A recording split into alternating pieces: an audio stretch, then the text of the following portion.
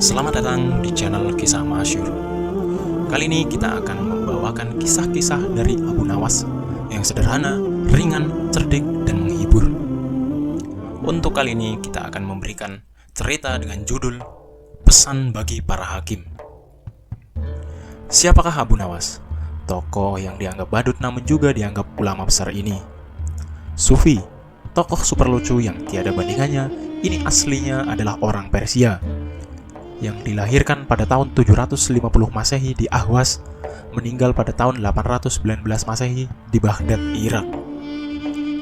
Setelah dewasa, ia mengembara ke Basra dan Kufa. Di sana ia belajar bahasa Arab dan bergaul rapat sekali dengan orang-orang Baduy padang pasir.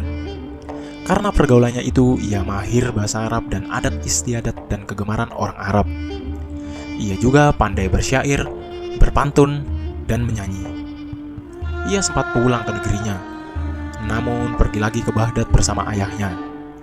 Keduanya menghambakan diri kepada Sultan Harun al-Rasyid, Raja Baghdad. Mari kita mulai kisah penggeli hati ini. Bapaknya Abu Nawas adalah seorang penghulu kerajaan Baghdad bernama Maulana. Pada suatu saat, bapaknya Abu Nawas yang sudah tua itu sakit parah dan akhirnya meninggal dunia. Abu Nawas dipanggil ke istana.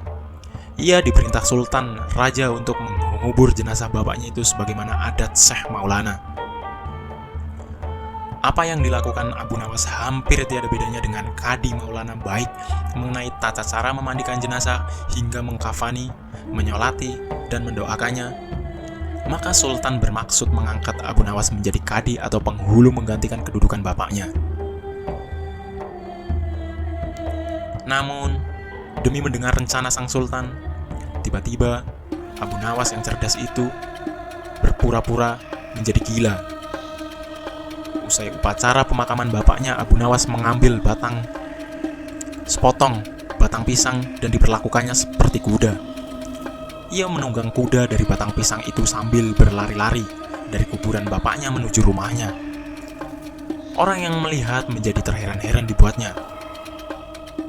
Pada hari yang lain, ia mengajak anak-anak kecil dalam jumlah yang cukup banyak untuk pergi ke makam bapaknya. Dan di atas makam bapaknya itu, ia mengajak anak-anak bermain rebana dan bersuka cita. Kini semua orang yakin dan heran atas kelakuan Abu Nawas itu. Mereka menganggap Abu Nawas sudah menjadi gila karena ditinggal mati oleh bapaknya.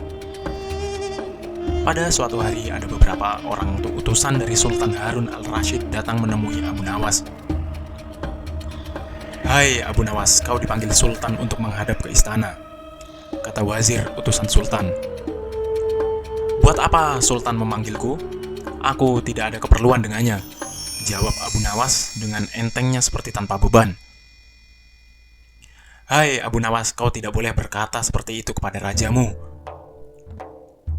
"Hai wazir, kau jangan banyak cakap. Cepat ambil ini, kudaku ini, dan mandikan di sungai supaya bersih dan segar," kata Abu Nawas sambil menyodorkan sebatang pohon pisang yang dijadikan kuda-kudaan. Si wazir hanya geleng-geleng kepala melihat kelakuan Abu Nawas. "Abu Nawas, kau mau apa tidak menghadap Sultan?" kata wazir. "Katakan kepada rajamu, aku sudah tahu, maka aku tidak mau," kata Abu Nawas. "Apa maksudnya Abu Nawas?" tanya wazir dengan rasa penasaran. "Sudah, pergi sana, bilang saja begitu kepada rajamu," sergah Abu Nawas sembari menyaruk debu dan dilempar ke arah si wazir dan teman-temannya. Si wazir pun segera menyingkir dari halaman rumah Abu Nawas. Mereka laporkan kepada keadaan Abu Nawas yang seperti tak waras itu kepada Sultan Harun al-Rasyid. Dengan geram, Sultan berkata, "Kalian bodoh semua, hanya menghadapi Abu Nawas kemari saja tak becus. Ayo pergi ke rumah Abu Nawas, bawa dia kemari dengan sukarela ataupun terpaksa." Si wazir pun segera mengajak beberapa prajurit istana dan dengan paksa Abu Nawas dihadirkan di hadapan raja. Namun lagi-lagi di depan raja, Abu Nawas berlagak pilon. Bahkan tingkahnya ugal-ugalan tak selayaknya berada di hadapan seorang raja. Abu Nawas, bersikaplah yang sopan, tegur Baginda. Ya, Baginda, tahukah Anda apa Abu Nawas? Baginda terasi itu asalnya dari udang. Kurang ajar kau menghinaku, Nawas. Tidak, Baginda. Siapa bilang udang berasal dari terasi? Baginda merasa dilecehkan. Ia naik pitam dan segera memberi perintah kepada para pengawalnya. Hajar dia, pukuli dia sebanyak 25 kali. Wah, Abu Nawas yang kurus kering itu akhirnya lemas tak berdaya, dipukuli tentara yang bertubuh kekar. Usai dipukuli, Abu Nawas disuruh keluar istana. Ketika sampai di pintu gerbang kota, ia dicegat oleh penjaga. Hai Abu Nawas, tempo hari ketika kau hendak masuk ke kota ini, kita telah mengadakan perjanjian. Masa kau lupa pada janjimu itu? Jika engkau diberi hadiah oleh Baginda, maka engkau berkata, aku bagi 2. Engkau 1 bagian, aku 1 bagian. Nah, sekarang mana bagianku itu? Hai penjaga pintu gerbang, apakah kau benar-benar menginginkan hadiah Baginda yang diberikan kepadaku tadi? Iya, tentu itu kan sudah merupakan perjanjian kita. Baik, aku berikan semuanya, bukan hanya 1 bagian. Wah, ternyata kau baik hati Abu Nawas. Memang harusnya begitu. Kau kan sudah sering menerima hadiah dari Baginda. Tanpa banyak cakap lagi, Abu Nawas mengambil sebatang kayu yang agak besar, lalu orang itu pun dipukulinya sebanyak 25 kali. Tentu saja orang itu menjerit-jerit kesakitan dan menganggap Abu Nawas telah menjadi gila. Setelah penunggu gerbang kota itu kelenger, Abu Nawas meninggalkannya begitu saja. Ia terus melangkah pulang ke rumahnya. Sementara itu, si penjaga pintu gerbang mengadukan nasibnya kepada Sultan Harun al-Rasyid. Ya tuanku, Syah Alam, ampun beribu ampun. Hamba datang kemari mengadukan Abu Nawas yang telah memukul hamba sebanyak 25 kali tanpa suatu kesalahan. Hamba mohon keadilan dari tuanku Baginda. Baginda segera memerintahkan pengawal untuk memanggil Abu Nawas. Setelah Abu Nawas berada di hadapan Baginda, ia ditanya, Hai Abu Nawas, benarkah kau telah memukuli penunggu pintu gerbang kota ini sebanyak 25 pukulan? Berkata Abu Nawas, ampun tuanku, hamba melakukannya karena sudah sepatutnya dia menerima pukulan itu. Apa maksudmu? Coba kau jelaskan sebabnya kau memukul orang itu, tanya Baginda. Tuanku, kata Abu Nawas, hamba dan penunggu pintu gerbang ini telah mengadakan perjanjian bahwa jika hamba diberi hadiah oleh Baginda, maka hadiah tersebut akan dibagi 2. 1 bagian untuknya, 1 bagian untuk saya. Nah, pagi tadi hamba menerima hadiah 25 kali pukulan. Maka saya berikan pula hadiah 25 kali pukulan kepadanya. Hai penunggu pintu gerbang, benarkah kau telah mengadakan perjanjian seperti itu dengan Abu Nawas? Tanya Baginda. Benar tuanku, jawab penunggu pintu gerbang. Tapi hamba tiada mengira jika Baginda memberikan hadiah pukulan. Hahaha, dasar tukang peras. Sekarang kena batunya kau, sahut Baginda. Abu Nawas tiada bersalah. Bahkan sekarang aku tahu bahwa penjaga pintu gerbang kota Baghdad adalah orang yang suka narget, suka memeras orang. Kalau kau tidak merubah kelakuan burukmu itu, sungguh aku akan memecat dan menghukum kamu. Ampun tuanku, sahut penjaga pintu gerbang dengan gemetar. Abu Nawas berkata, Tuanku, hamba sudah lelah, sudah mau istirahat. Tiba-tiba diwajibkan hadir di tempat ini, padahal hamba tiada bersalah. Hamba mohon ganti rugi, sebab jatah waktu istirahat hamba sudah hilang karena panggilan tuanku. Padahal besok hamba harus mencari nafkah untuk keluarga hamba, sahut Abu Nawas. Sejenak Baginda melengak, terkejut atas protes Abu Nawas. Namun tiba-tiba ia tertawa terbahak-bahak. Hahaha, jangan khawatir Abu Nawas. Baginda kemudian memerintahkan bendahara kerajaan memberikan sekantong uang perak kepada Abu Nawas. Abu Nawas pun pulang dengan hati gembira. Tetapi sesampai di rumahnya, Abu Nawas masih bersikap aneh dan bahkan semakin nyentrik seperti orang gila sungguhan. Pada suatu hari, Raja Harun al-Rasyid mengadakan rapat dengan para menterinya. Apa pendapat kalian mengenai Abu Nawas yang hendak kuangkat sebagai kadi?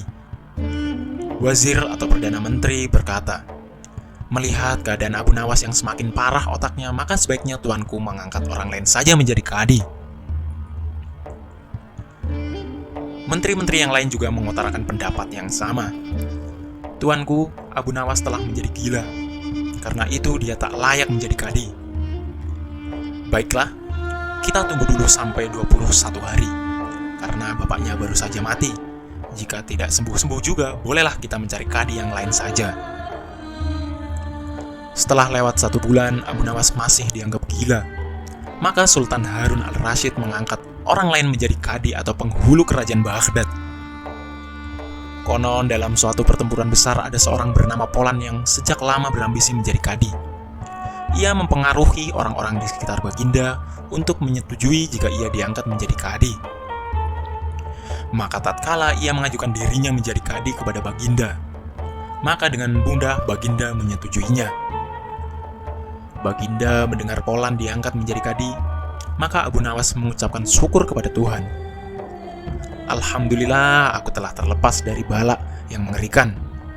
Tapi sayang sekali, kenapa harus Polan yang menjadi kadi?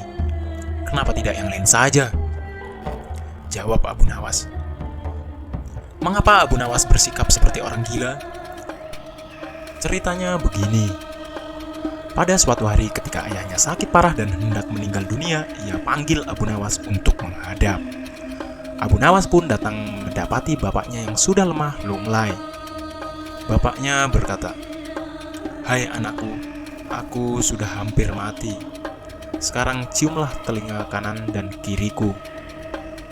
Abu Nawas segera menuruti permintaan terakhir bapaknya. Ia cium telinga kanan bapaknya. Ternyata berbau harum, sedangkan yang sebelah kiri berbau sangat busuk. "Bagaimana anakku, sudah kau cium?" "Benar bapak." "Ceritakan dengan sejujurnya, baunya kedua telingaku ini." "Aduh pak, sungguh mengherankan. Telinga bapak yang sebelah kanan berbau harum sekali, tapi yang sebelah kiri kok baunya amat busuk." "Hai anakku Abu Nawas, tahukah apa sebabnya bisa terjadi begini?" "Wahai bapakku, cobalah ceritakan kepada anakmu ini." Berkata Syekh Maulana, "Pada suatu hari datang 2 orang mengadukan masalahnya kepadaku. Yang seorang aku dengarkan keluhannya, tapi yang seorang lagi, karena aku tak suaka maka tak ku dengar pengaduannya. Inilah resiko menjadi kadi. Jika kelak kau suka menjadi kadi, maka kau akan mengalami hal yang sama. Namun jika kau tidak suka menjadi kadi, maka buatlah alasan yang masuk akal agar kau tidak dipilih sebagai kadi oleh Sultan Harun al-Rashid." Tapi tak bisa tidak, Sultan Harun al-Rashid pastilah tetap memilihmu sebagai kadi. Nah, itulah sebabnya mengapa Abu Nawas berpura-pura menjadi gila, hanya untuk menghindarkan diri agar tidak diangkat menjadi kadi. Seorang kadi atau penghulu pada masa itu kedudukannya seperti hakim yang memutuskan suatu perkara. Walaupun Abu Nawas tidak menjadi kadi, namun dia sering diajak konsultasi oleh raja untuk memutus suatu perkara. Bahkan ia kerap kali dipaksa datang ke istana hanya sekedar untuk menjawab pertanyaan baginda raja yang aneh-aneh dan tidak masuk akal. Demikian cerita dari Abu Nawas kali ini. Jangan lupa like, komen, dan subscribe jika kalian suka